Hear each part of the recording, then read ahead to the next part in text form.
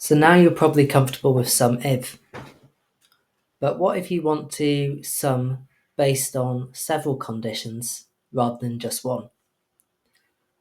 That's where SUMIFS come in handy. You can specify any number of conditions and sum on the basis of those criteria. Say we wanted to find the total net value of the invoices from Carrots Limited that are less than 100. All we need to do is equal SUMIFS,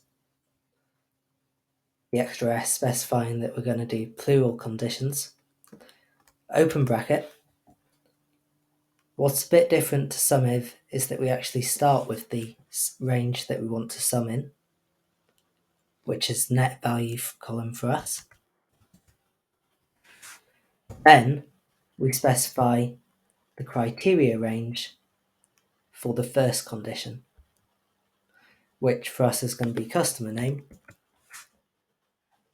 We then specify the criteria for that first condition, which is going to be customer name, Carrots Limited.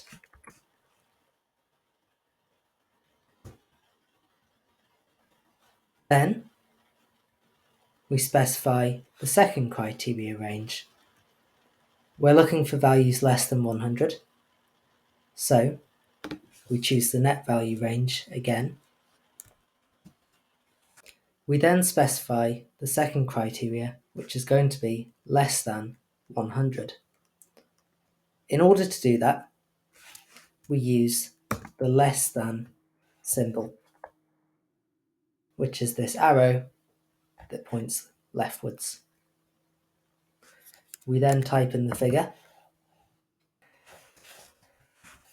In order to make this work, however, we need to enclose this number criteria within quotes.